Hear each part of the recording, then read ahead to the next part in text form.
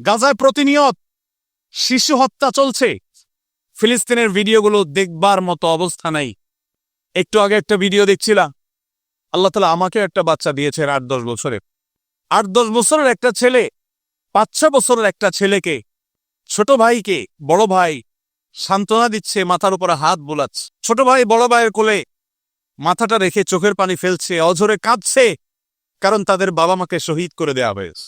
বড় ভাইটা ছোট ভাইয়ের মাথার উপর হাত বুলাচ্ছে আর তাকে সান্ত্বনা দেওয়ার চেষ্টা করছে, ব্যর্থ চেষ্টা। শত সহস্র শিশু আজ এতিম হয়েছে, শত সহস্র মা বাবার বুক আজ খালি হচ্ছে। যারা নারী অধিকার নিয়ে পান থেকে চুন খসলেই চিৎকার চেঁচামেচি করে, সেই মানুষগুলো আজ পাথর হয়ে গেছে। তাদের চোখের সামনে শত সহস্র মা বোনকে আজ খুন করা হচ্ছে। প্রেগনেন্ট মহিলাদেরকে রেখে সেই হসপিটাল বম্পিং করে উড়িয়ে দেওয়া হচ্ছে। আজ সেখানে শিশুদের আর্তনাদে আকাশ পাতাল ভারী হয়ে ওঠে। কোন স্থাপনার সেখানে বাকি নাই যেটা ভেঙে চুরে গুড়িয়ে দেওয়া হয়নি। উপর থেকে ড্রোন শট নেওয়া ছবি দেখলে ভাবতে কষ্ট হয়, বিশ্বাস করতে কষ্ট হয়। একটা শহর, একটা জনপদকে এইভাবে মাটির সাথে মিশিয়ে দেওয়া যায়। সবচেয়ে অবাক করা বিষয় হলো, এই হায়েনারা, এই অভিশপ্ত ইহুদিরা, এদের সবচেয়ে বেশি সমর্থন প্রকাশ্যে দিবালোকে যারা করে, তারাই আমাদেরকে সবচেয়ে বেশি সকাল বিকাল মানবতার সবক শুনাইতে আসে। প্রিয় ভাইরা আমার, আজ পৃথিবীর তথাকথিত সভ্য, তথাকথিত উন্নত দেশগুলো প্রকাশ্য দিবালোকে এই অভিশপ্ত দেশকে তারা সমর্থন করছে, যারা মুসলমানদেরকে তাদের ভূখণ্ডে যুগ যুগ ধরে আজ খুন করে আসছে, তাদের রক্ত নিয়ে হোলি খেলায় মেতে উঠেছে।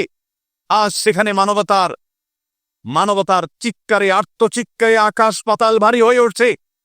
আজ থেকে ১০০-২০০ বছর পর যখন গাজা বা ফিলিস্তিনের ইতিহাস লেখা হবে, যখন এই অভিশপ্ত হায়েনাদের এই নির্মমতার চিত্র ইতিহাসের পাতায় তুলে ধরা হবে, তখন আপনি আমিও কাঠগড় আসামি থাকব। কারণ তখনকার মানুষেরা, তখনকার জেনারেশনেরা আলোচনা করবে, তখন পৃথিবীতে যে শত শত কোটি মানুষ বসবাস করেছিল, সে মানুষগুলো কিভাবে এতগুলো মানুষের সামনে পৃথিবীর ছোট্ট একটা ভূখণ্ডের মধ্যে এইভাবে মানুষকে হত্যাযজ্ঞ চালানো হয়েছে, নির্মমতা করা হয়েছে, শিশুদের সামনে বাবা মাকে খুন করা হয়েছে, বাবা মার সামনে শিশুদেরকে টুকরা টুকরো করা হয়েছে, কিভাবে এই নির্মমতা চালানো হয়েছে বিশ্বের শত শত কোটি মানুষ, তারা তখন কি করেছে। আগামী ১০০-২০০ বছর পরে যখন ফিলিস্তিন এবং গাজার ইতিহাস লেখা হবে, আসামির কাঠগড়ায় আমরা সবাইকে দাঁড়াতে হবে। আল্লাহর কাছে আমরা ক্ষমা চাই। হে আল্লাহ, আপনি আমাদের অক্ষমতাকে মাফ করে দিন, আমাদেরকে আপনি সক্ষমতা দান করুন। মুসলমান দেশগুলোর যারা তথাকথিত নেতা হিসেবে দায়িত্ব পালন করছে, আল্লাহ আপনি তাদের ঈমানী চেতনা বৃদ্ধি করে দিন, তাদেরকে মুসলমান হওয়ার তৌফিক দান করুন, তাদেরকে মানুষ হওয়ার তৌফিক দান করুন। ভাইরা আমার, ফিলিস্তিন ইস্যুতে আমার ৩টি কারণে অনেক বেশি অনুতাপ হয়, আফসুস হয়, আক্ষেপ হয়। প্রথমত, সারা বিশ্বের মুসলমান দেশগুলো তো বটেই, অনেক অমুসলিম দেশেও হাজার হাজার লক্ষ লক্ষ মানুষ নির্যাতিত ফিলিস্তিনিদের সমর্থনে তারা রাস্তা বের হয়েছে, প্রতিবাদ করেছে, তাদের কষ্ট লাগার কথা তারা প্রকাশ করেছে। পৃথিবীর দ্বিতীয় বৃহত্তর মুসলিম দেশ বাংলাদেশ, এদেশের মানুষের মধ্যে ধর্মীয় আবেগ অনেক বেশি। আমরা অন্যের কষ্ট এভাবে দেখতে পারি না। এত সত্ত্বেও এই দেশে আজও পর্যন্ত ফিলিস্তিনিদের প্রতি সহমর্মিতা প্রকাশ করে একটি উল্লেখযোগ্য লক্ষ লক্ষ মানুষের কোনো গণজমায়েত এই দেশের মাটিতে এখনো পর্যন্ত হয় নাই। আমার লজ্জা হয়, কষ্ট হয় যখন দেখি ফিলিস্তিন ইস্যুতে প্রত্যেক দল আলাদা আলাদা ব্যানার নিয়ে ২-৪-১০ হাজার মানুষ নিয়ে তারা প্রতিবাদ করে।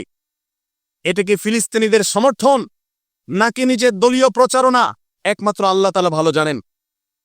আমরা ফিলিস্তিন ইস্যুতে সকল দল মত চিন্তা দর্শনের ঊর্ধ্বে উঠে মানবিকতার জায়গা থেকে সবাই এক কাতারে দাঁড়িয়ে একটিবারের জন্য বিশ্বকে আমরা জানিয়ে দিতে পারি, বাংলাদেশের মানুষজন আমরা ফিলিস্তিনি মাজলুম মানুষদের সাথে আছি। আল্লাহ রাব্বুল আলামিন আমাদের মুসলিম নেতৃবৃন্দকে সেই সুবোধ দান করুন, তারা যেন এদেশের সকল মতের, সকল চিন্তার, সকল পথের, সকল আদর্শের, সকল দলের মানুষদেরকে, এমনকি আমাদের যে সমস্ত অমুসলিম ভাইরা আছেন তাদেরকেও এই মানবিক ইস্যুতে এক কাতারে দাঁড় করিয়ে লক্ষ লক্ষ বাংলাদেশের মানুষ ফিলিস্তিনি পতাকা হাতে নিয়ে তারা ফিলিস্তিনের প্রতি সহমর্মিতা প্রকাশ করবে, জানাবে। এই চেষ্টাটা আমরা করতে পারি কি পারি না ইনশাআল্লাহ। আল্লাহ আমাদের সবাইকে সেই তৌফিক দান করুন। এই ইতিহাস এই দেশে রচনা হোক, আমরা সেই দোয়া রব্বে করিমের কাছে আজকে ফরিয়াদ করছি। আল্লাহ আমাদের এই একটা মিছিল, একটা প্রতিবাদ, একটা বার্তা বিশ্ব মিডিয়াকে দেওয়ার মতো কাজ এখনো পর্যন্ত এই ভূখণ্ড থেকে আমরা করতে পারি নাই। এর চেয়ে বড় লজ্জার বিষয় আর কিছু হতে পারে না। অমুসলিম দেশগুলো, জাপানের মতো দেশে হাজার হাজার মানুষের বিশাল বড় গণজমায়েত হয়, সেখানে এই অভিশপ্তদের এম্বাসি ঘেরাও করার মতো ঘটনা ওইসব দেশে ঘটে। দুর্ভাগ্যজনক বাস্তবতা আমাদের দেশে যার যার মতো আমরা কথা বলি, আমরা মিছিল করি, ব্যানার নিয়ে দাঁড়াই, প্রতিবাদ করি, মানববন্ধন করি, কিন্তু সবাই ঐক্যবদ্ধভাবে বিশ্বকে জানাবার মতো একটা ঐতিহাসিক সমাবেশ, ঐতিহাসিক গণজমায়েত আমরা আজও করতে পারি নাই। ইনশাআল্লাহ অচিরেই সেটা হবে। আল্লাহ আমাদেরকে সেই তৌফিক দান করুন। দ্বিতীয় আমার আফসোসের কারণ ফিলিস্তিন ইস্যুতে, আপনারা জানেন অন্য অমুসলিম দেশগুলোতে পর্যন্ত, খোদ আমেরিকাতে পর্যন্ত ইহুদিদের বিভিন্ন প্রোডাক্টগুলোকে অত্যন্ত কার্যকরভাবে বয়কট করা হয়েছে। আমাদের এই দেশে প্রত্যেকটা দোকানে দোকানে, প্রতিটা দোকানে দোকানে আপনি পাবেন ইহুদি পণ্যে পরিপূর্ণ ভরপুর সয়লাব। আমরা অনেকে আছি যারা ফিলিস্তিনি বাচ্চাদের ভিডিও দেখে চোখের পানি ফেলি, কিন্তু আমাদের ওয়াশরুমে গেলে হ্যান্ড ওয়াশটা দেখা যায় ইহুদিদের। আমাদের ওয়াশরুমে গেলে দেখা যায় সাবানটা কেনা হয়েছে, যে সাবানটা আমি টাকা দিয়ে কিনে এনেছি আমার পকেট থেকে, সেটা ইহুদিদের তৈরি করা। আমি যে সব দিকসা গিলছি ডকডক করে, সেটা ইহুদিদের তৈরি করা। এই সমস্ত পণ্য আপনি যখন মুদি দোকান থেকে কিনেন, আপনি কোনো দোকান থেকে যখন ইহুদিদের কোনো পণ্য কিনেন, তখন আপনি পণ্য কিনেন না, আপনি মূলত ইহুদিদেরকে চাঁদা দেন বোমা হামলা করবার জন্য। আপনি যেটাকে টাকা দিয়ে সম্পদ কেনা, মাল কেনা মনে করছেন, এটা মাল কেনা নয়, এটা অভিশপ্তদের বোমাবাজিতে সাহায্য করা। লজ্জার বিষয়, কার্যকরভাবে বাংলাদেশে এখনো পর্যন্ত ফিলিস্তিন ইস্যুতে আমরা একটা বয়কট কার্যকরভাবে করতে পারি নাই। একটা সফট ড্রিঙ্কস শুধুমাত্র কিছুটা বর্জন করা গেছে আলহামদুলিল্লাহ, আর বাকি প্রোডাক্টগুলো সব যেভাবে সেভাবে রয়েছে। আমি একটা দেশীয় প্রোডাক্টের একটা মালিক, একটা দেশীয় প্রোডাক্টের একজন মালিককে প্রশ্ন করেছিলাম, ভাই আপনাদের প্রোডাক্টগুলো কেন বাজারে বাজারে দোকানে দোকানে পাওয়া যায় না? কেন ইউনিলিভারের মাল বাজারে পরিপূর্ণ? কেন যারা আমাদের সমাজে 14ই ফেব্রুয়ারিতে আমাদের তরুণদের চরিত্রকে ধ্বংস করার নীল নকশা করে, সেই ক্লোজ আপ কেন আমার দোকানে থাকে? কেন আপনাদের প্রেস দোকানে নাই? আমাকে সেই বাংলাদেশি কোম্পানির মালিক, বাংলাদেশি প্রোডাক্ট তৈরি করেন সেই ব্যবসা প্রতিষ্ঠানের মালিক, তিনি আমাকে বলছেন, ভাই লজ্জার কথা, আমাদের দেশে এক শ্রেণীর, সবাই নয়, এক শ্রেণীর অসাধু কর্মকর্তা কর্মচারী আছে সরকারি অফিসগুলোতে, যারা এই সমস্ত ইহুদি কোম্পানিগুলো, বিদেশি কোম্পানিগুলো থেকে টাকা পয়সা খেয়ে, ঘুষ খেয়ে, তাদের জন্য সকল সুযোগ সুবিধা, সকল ফ্যাসিলিটিসকে এমন ভাবে প্রোভাইড করে যে আমরা দেশীয় প্রোডাক্ট যারা প্রস্তুত করি, তৈরি করি, তারা তেমন কোনো সুবিধা করতে পারি না। তার এই কথার বাস্তবতা আছে। আমিও কিছুটা অনুভব করার চেষ্টা করেছি, অনুসন্ধান করার চেষ্টা করেছি। দুর্ভাগ্যজনক বাস্তবতা, আমরা সাধারণ মানুষও আমাদের নিজস্ব উদ্যোগে ইহুদিদের পণ্য মুক্ত আমাদের বাসা করব, সেটা আমরা করতে পারি নাই। মনে রাখবেন, আপনি যদি ইহুদিদের পেস্ট না কিনেন, তাদের সাবান না কিনেন, তাদের প্রসাধনী না কিনেন, তাদের কোনো প্রকার আইটেম আপনি না কিনে তার জায়গায় যদি একটা মুসলিম দেশের তৈরি করা, আপনার নিজের দেশের তৈরি করা কোনো জিনিস আপনি নেন, কোয়ালিটি যদি একটু খারাপ হয়, দাম যদি একটু বেশিও পড়ে, আপনার এই কিনার কারণে, এই যে আপনি স্যাক্রিফাইস করলেন, একটু কম কোয়ালিটির জিনিস নিলেন, আবার দাম একটু বেশি দিলেন, এই স্যাক্রিফাইসটা কিয়ামতের ময়দানে ফিলিস্তিন ইস্যুতে আপনি আপনার ন্যূনতম দায়িত্বটা পালন করতে পেরেছেন, এই হিসাবে আল্লাহর কাছে হাজির হবে। এর সওয়াব আপনি আল্লাহর কাছে লাভ করবেন ইনশাআল্লাহ। আমরা কারা কারা আছি ইহুদিদের পণ্য মুক্ত করব আমাদের বাসাগুলোকে? কারা কারা আছে? আল্লাহ আমাদের সবাইকে তৌফিক দান করুন। আমাদের বাসা বাড়িতে ইহুদি পণ্য থাকবে না, ঠিক আছে ইনশাআল্লাহ? কোনো মুদি দোকান থেকে আমরা ইহুদি পণ্য কিনবো না। প্রয়োজনে আমি সফট ড্রিঙ্কস গিলবো না। দেশিতে থাকলে খাবো, না হলে খাবো না। একবার বাংলাদেশ বিমানে আমি কোথাও ট্রাভেল করতেছিলাম, আমাকে কোকা কোলা দেওয়া হলো। আমি বললাম, কেন কোকা কোলা? আমার দেশীয় ক্যারিয়ার, আমার দেশীয় সফট ড্রিঙ্কস নাই, কেন আপনি বিদেশি সফট ড্রিঙ্কস খেতে আমাকে বাধ্য করবেন? প্রতিবাদ স্বরূপ আমি এটা খেলাম না, নিয়ে যান, অন্তত একটা বোতল বাঁচবে। আর আপনার কর্তৃপক্ষকে জানাবেন একজন কাস্টমার প্রতিবাদ করেছে, তিনি দেশীয় সফট ড্রিঙ্কস না বিদেশি সফট ড্রিঙ্কস এমনিতে স্বাস্থ্যের জন্য ক্ষতিকর, সেখানে ইয়াহুদিদের যে সফট ড্রিঙ্কস আপনি কিনছেন এটা সফট ড্রিঙ্কস না, এটা রক্তে ভরা বোতল। অতএব আমাদের বাসা বাড়িকে ইয়াহুদি পণ্য থেকে মুক্ত করবো তো ইনশাআল্লাহ।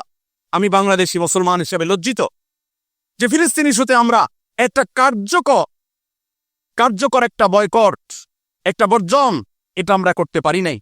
ভাইরা আমার, আজকে আমরা যারা এখানে সমবেত হয়েছে, আমরা কি একটু প্রতিজ্ঞা করতে পারি আমার জীবদ্দশা, আমার জ্ঞাতসারে, আমার পকেটের টাকা দিয়ে ইয়াহুদি কোনো পণ্য আমি কিনবো না, না খেয়ে থাকবো, কোনো প্রসাধনী প্রয়োজনে ব্যবহার করব না, কিন্তু ইয়াহুদি পণ্য আমি কিনবো না ইনশাআল্লাহ। সবাই চেষ্টা করে যাবে ইনশাআল্লাহ। দোকানদার ভাইদেরকে উদ্বুদ্ধ করবেন যে আপনি ইয়াহুদি পণ্য বিক্রি করেন না ঘোষণা দেন এবং তার জন্য ফেস্টুন টানায় দেন। আমরা প্রচার করব আপনার দোকানের যে অমুক দোকানদার ভাই তিনি ইয়াহুদি পণ্য বিক্রি করেন না, তিনি ইসলামী চেতনা মাজদুমদের পক্ষে অবলম্বন করে তিনি তার এই স্যাক্রিফাইস করেছেন, তার দোকানের বিক্রি বাড়াবার জন্য আমরা প্রচারণা করব ইনশাআল্লাহ। চেষ্টা করা যাবে না ইনশাআল্লাহ। ভাইরা আমার, তৃতীয়ত যে কারণে আমি লজ্জিত সেটি হলো ইয়াহুদিদের এই অভিশপ্ত হায়নাদের, যারা মানবতাকে কুরে কুরে খাচ্ছে যুগ যুগ ধরে ফিলিস্তিনের মাটিতে, ছোট বাচ্চাদের রক্তে যাদের হাত রঙিন হয়ে আছে যুগ যুগ ধরে, তাদের যে সমস্ত ধ্বজাধারী আছে, তাদের যে সমস্ত দালাল আছে, বাংলাদেশে মাথা গুনলে সংখ্যা বলা যাবে, এত স্বল্প সংখ্যক দালাল আছে। এই কট্টর সেকুলার বামপন্থী কিছু দালাল, মুসলিম বিদ্বেষী কিছু দালাল, যারা ইহুদিদের দালাল, এই মুসলমানদের ভূখণ্ডে, ধর্মপ্রাণ মানুষের ভূখণ্ডে তাদের গলা যখন উঁচু দেখি তখন আমার লজ্জা হয়। আমরা এই দালালদের উঁচু কণ্ঠ যদি এদেশে শুনি তাহলে এর চেয়ে বড় লজ্জার বিষয় আর কিছু হতে পারে না। মানব ইতিহাসের সবচেয়ে বড় হত্যাযজ্ঞ চালানো, সময়ের সবচেয়ে বড় হায়না এই ইহুদিদের সমর্থন যারা করে তারা মানুষরূপী পশু ছাড়া কিছু হতে পারে না। অথচ এই মানুষগুলাই আজ আমাদের সবকিছু ঠিক করে দেয়, তারাই আপনার নীতি নির্ধারণের ভূমিকায় তারা অবতীর্ণ হয়, তারাই আপনার আইন ঠিক করে দেয়, তারাই আপনার নীতি নির্ধারণ করে দেয়, তারা আপনার সবকিছু বলে দেয়। জাতি হিসাবে আমাদের জন্য এর চেয়ে বড় লজ্জার বিষয় আর কিছু হতে পারে না। ভাইরা আমার, অতএব আসল ফিলিস্তিন ইস্যুতে আমরা আল্লাহর কাছে চোখে পানি ফেলার পাশাপাশি সর্বশক্তি দিয়ে যৌক্তিক এবং যথাযথ প্রতিবাদ আমরা প্রত্যেকটা মানুষ যার যার জায়গা থেকে অব্যাহত রাখি এবং আল্লাহর কাছে একটা ফরিয়াদ করি, ও আরশ আজিমের মালিক, রোমের কলোসিয়ামের গ্যালারিতে বসে যেরকম তখনকার পশুরা মানুষের নির্মমভাবে মৃত্যুবরণ করা দেখত, দেখে তারা উৎসাহ করত, উদ্দীপনা করত, ফুর্তি করত, আজ ফিলিস্তিনের ছোট্ট একটা ভূখণ্ডের চারপাশে শত শত কোটি মানুষ মানবতার মুখোশ ধারণ করে আছে। মানবাধিকারের সবক সকাল বিকাল যারা মুখে শোনায়, মুখে বলে, জিগির তোলে, সেই মানুষগুলো আজ ওই কলোসিয়ামের গ্যালারিতে বসে যেরকম নির্মমভাবে মানুষ হত্যার আনন্দে উৎসব করত, আজ গোটা বিশ্ব সেরকম উৎসবে মত্ত হয়ে আছে। আল্লাহ এই জুলুমের শেষ পরিণতি আমাদেরকে দেখে যাওয়ার তৌফিক দিও। এই জীবদ্দশায় যেন আমরা এই জুলুমের শেষ দেখে যেতে পারি। আল্লাহ আমাদের সবাইকে সেই তৌফিক দান করো। ভাইরা আমার, আমরা সবাই যার যার দায়িত্বটা পালন করবো তো ইনশাআল্লাহ। আল্লাহ আমাদেরকে সেই তৌফিক দান করো না।